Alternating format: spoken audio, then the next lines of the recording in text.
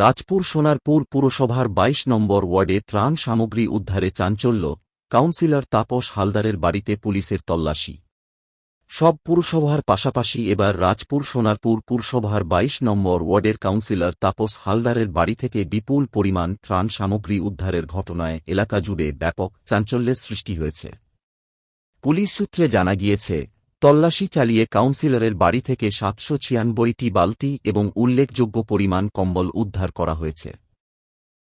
কয়েকদিন আগেই বিজেপি কর্মীর বাড়িতে অগ্নিসংযোগের অভিযোগে তাপস হালদারকে গ্রেপ্তার করা হয়েছিল। পরবর্তীতে তিনি জামিনে মুক্তি পান। তবে জামিনে মুক্তি পাওয়ার পর থেকেই এলাকার বাসিন্দাদের একাংশ দাবি করতে শুরু করেন যে সাধারণ মানুষের জন্য বরাদ্দ বিভিন্ন ত্রাণ সামগ্রী তার বাড়িতে মজুত করে রাখা হয়েছে। স্থানীয়দের অভিযোগের ভিত্তিতে বিষয়টি নিয়ে আলোচনা শুরু হলেও প্রথম দিকে কাউন্সিলর ওই অভিযোগকে গুরুত্ব দিতে চাননি। তিনি জানান, যথাযথ আইনি নির্দেশ বা সার্চ ওয়ারেন্ট ছাড়া তার বাড়িতে কাউকে তল্লাশি চালাতে দেওয়া হবে না। এরপর পুলিশ আদালতের নির্দেশ অনুযায়ী সার্চ অর্ডার সংগ্রহ করে তার বাড়িতে তল্লাশি অভিযান চালায়। তল্লাশির সময় বিপুল সংখ্যক বালতি ও কম্বল উদ্ধার হওয়ার ঘটনায় নতুন করে প্রশ্ন উঠতে শুরু করেছে।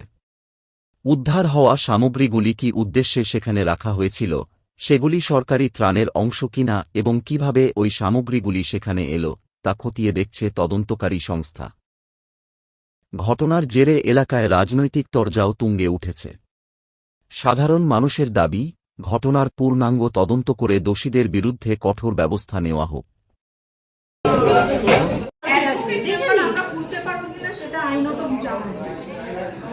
কারণ আমরা যখন পৌরসভাকে ইনফরমেশন দিয়েছি যে বালতি আছে, তার মানে আমাদের এগুলো রাখাটা আমাদের কাছেই জমা।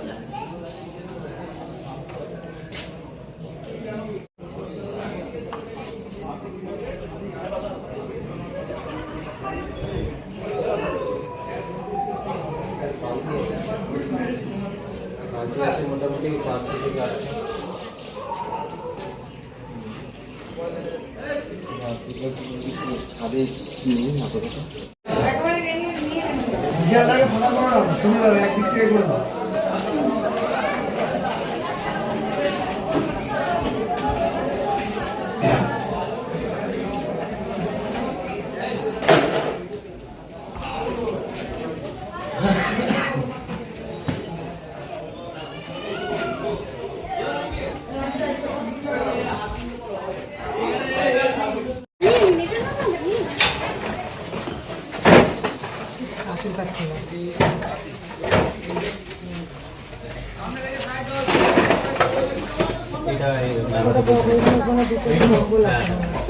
জয়নগর আপডেট, সত্যের পাশে, খবরের আগে।